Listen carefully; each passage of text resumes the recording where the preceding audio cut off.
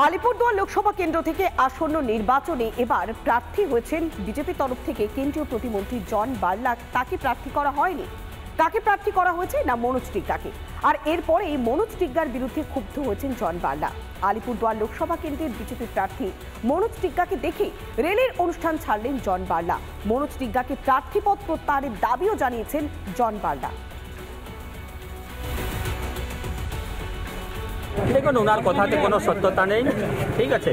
আর বাদ বাকি এটুকু বলতে পারি যে কোন কেন্দ্রে কে প্রার্থী হবে সেটা কেউ ঠিক করতে পারে না, সেটা আমাদের কেন্দ্রীয় নির্বাচন সমিতি ঠিক করেন যে কোন কেন্দ্রে কি প্রার্থী হবে।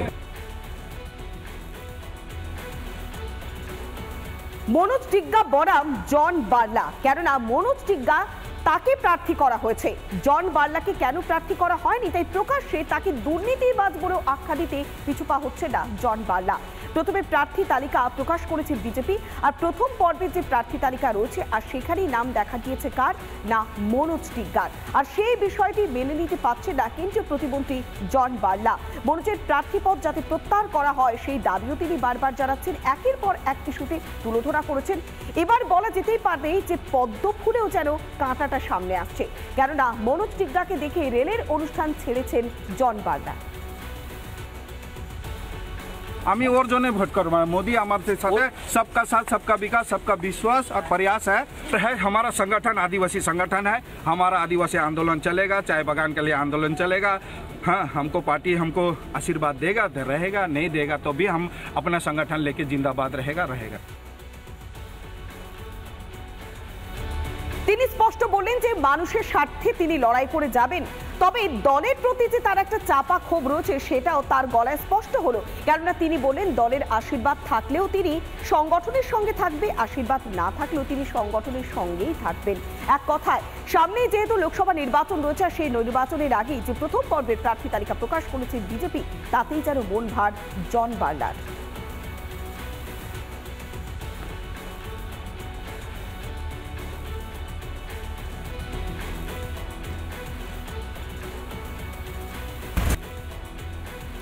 সত্যি নারী শক্তির যেন জাগরণ হয়েছে, গর্জে উঠেছে নারী শক্তি। তাই তো হাইকোর্ট থেকে সুপ্রিম কোর্ট একাধিকবার চক্কর কাটার পরেও হয়নি শেষ রক্ষা। ধোপে টিকল না রাজ্য সরকারের শাহজাহানকে বাঁচানোর যাবতীয় কৌশল। অবশেষে সিবিআই হেফাজতে যেতেই হলো সন্দেশখালী কাণ্ডের মাস্টার মাইন্ড শেখ শাহজাহানকে। কায়েম হলো আদালতের নির্দেশ, সমস্ত নথি সহ শেখ শাহজাহানকে কেন্দ্রীয় সংস্থার হাতে তুলে দিতে বাধ্য হলো রাজ্যের তদন্তকারী সংস্থা সিআইডি।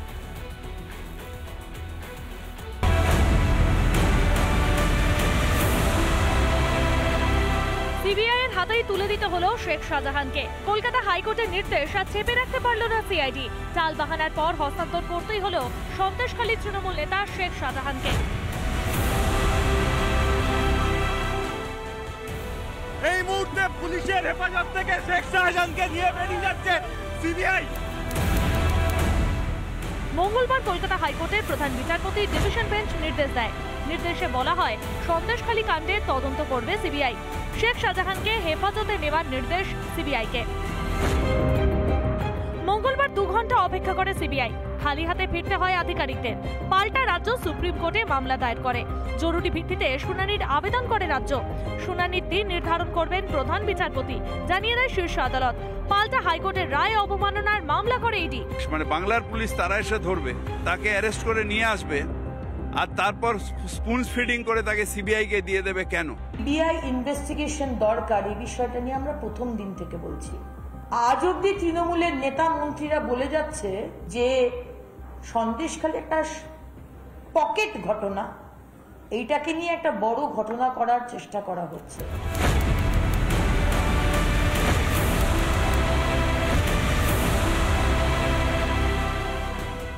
গতকাল থেকে কিন্তু রাজ্য পুলিশ কার্যত শেখ শাহজাহানকে বাঁচানোর জন্য কিন্তু মরিয়া হয়ে উঠেছে, কখনো হাইকোর্ট কখনো সুপ্রিম কোর্ট।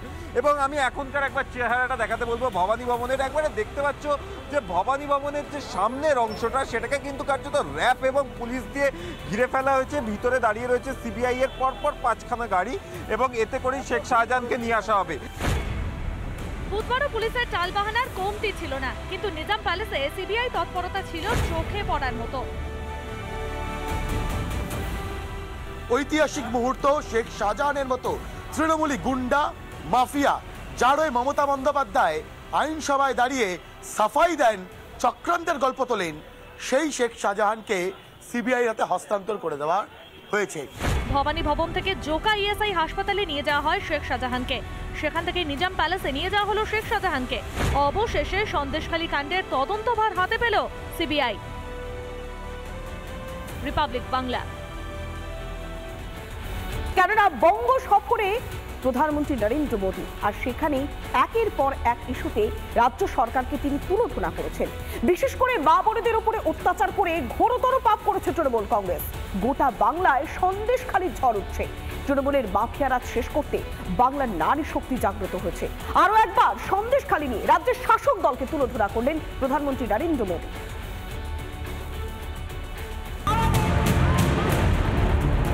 আরামবাগ ও কৃষ্ণনগরের পর ফের বারাসাতে মোদির মুখে সন্দেশখালীর মহিলাদের কথা। শক্তিভূমি বাংলার মাটিতে তৃণমূল পাপ করেছে। নারী শক্তির এই অপমান শুধু সন্দেশখালীতে সীমিত থাকবে না, গোটা বাংলায় সন্দেশখালীর ঝড় উঠবে। সন্দেশখালীতে যা হয়েছে তাতে যে কারোর লজ্জায় মাথা হেট হয়ে যাবে, বারাসাতে বললেন মোদি। संदेशखाली में जो कुछ भी हुआ उससे किसी का भी सिर शर्म से झुक जाएगा। नारी शक्ति के आक्रोश का ये ज्वार संदेशखाली तक ही सीमित नहीं रहने वाला, संपूर्ण बांग्लाते संदेशखालीर जड़ उठবে। তৃণমূলকে অপমানের শিক্ষা দিতে নারী শক্তি পথে নেমেছে। শাহজাহান শেখকে নিয়ে সুপ্রিম কোর্টে রাজ্যের ধাক্কার প্রসঙ্গ টেনে আনলেন মোদি। टीएमसी सरकार बंगाल की महिलाओं के गुनहगार को बचाने के लिए पूरी शक्ति लगा रही है, लेकिन पहले हाई कोर्ट और फिर सुप्रीम कोर्ट से भी राज्य सरकार को झटका लगा। রাজ্যের মুখ্যমন্ত্রীকে বারবার পাশে থাকার আবেদন করেও পাশে পাননি সন্দেশখালী নির্যাতিতারা। এদিন মোদির সঙ্গে দেখা করতে বারাসাতেই প্রধানমন্ত্রীর সভায় আসেন সন্দেশখালী নির্যাতিতারা। প্রধানমন্ত্রীও তাদেরকে নিরাশ করেননি। এদিন সন্দেশখালীর মা বোনেদের সঙ্গে দেখা করলেন, কথা বললেন নরেন্দ্র মোদি। রিপাবলিক বাংলা।